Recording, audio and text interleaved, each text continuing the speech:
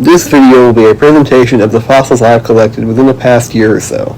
The fossiliferous sediments in North Alabama are primarily from the Carboniferous and Ordovician periods, when the Tennessee Valley was at or below sea level, and sediments could be deposited when the area was inundated by shallow seas, coastlines, or covered by rivers that flowed into the Appalachian Basin. My Ordovician fossils are from the Chickamauga limestone of the Mid-Ordovician, recovered from Oneonta, Alabama. There are numerous brachiopods, likely strophominids, which are not particularly well preserved. One of them has an inarticulate brachiopod encrusted, and thus was living on its shell. I also recovered the shell of a large ostracod, a clade of what are typically microscopically sized crustaceans. This one is a few inches long, while most ostracods today are only millimeters in length and width.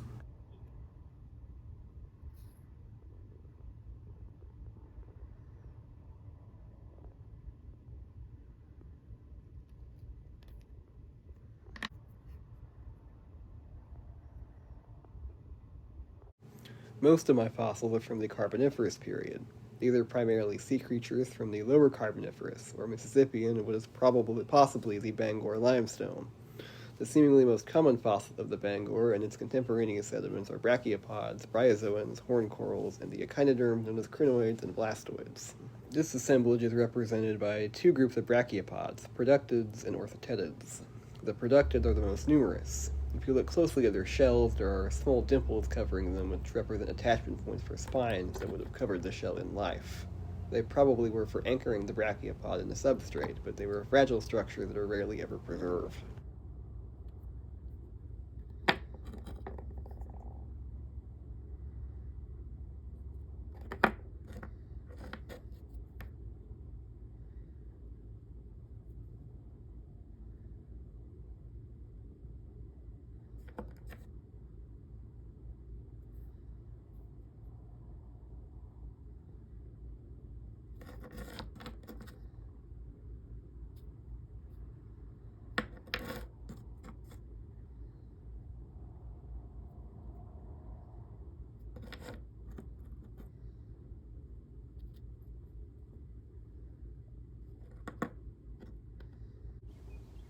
Here are a few horn corals. Some of them contain calcite, which formed as crystals inside of its internal chambers when it fossilized.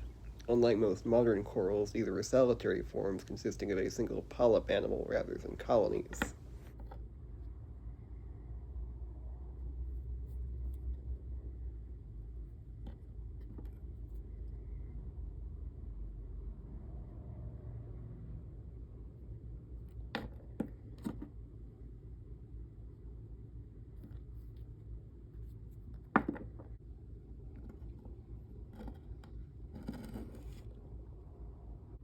There are a few bryozoans present in the assemblage, which are primarily fenestrate bryozoans. Their mineralized structure that supported their colonies look like nets or lacework. A common genus used as an index fossil in the Appalachian Basin is Archimedes, which possessed a corkscrew-shaped structure that supported their colonies.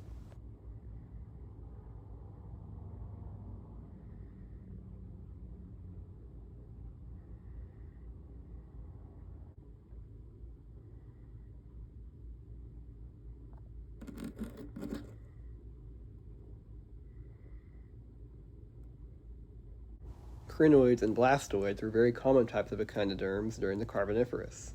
Parts of the Carboniferous limestone contain billions of crinoid columnals. I have some crinoid stems in the head or calyx of the blastoid Pentramydes in this collection. Both are also useful index fossils within the Appalachian Basin.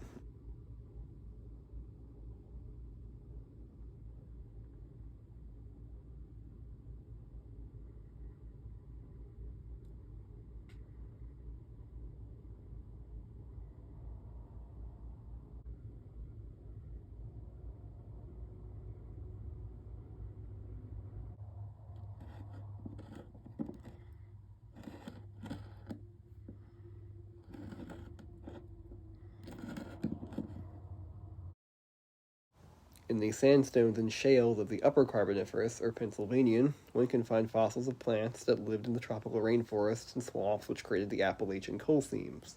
This is a stigmaria, a rhizome structure or root of a lycopsid tree from the Pottsville Formation, collected near Pine Ridge, Alabama. These were an important tree within these ancient forests. Along the surface of a stigmaria, there are indentions that would have been attachment points for rootlets, so the trees could absorb nutrients from the soil.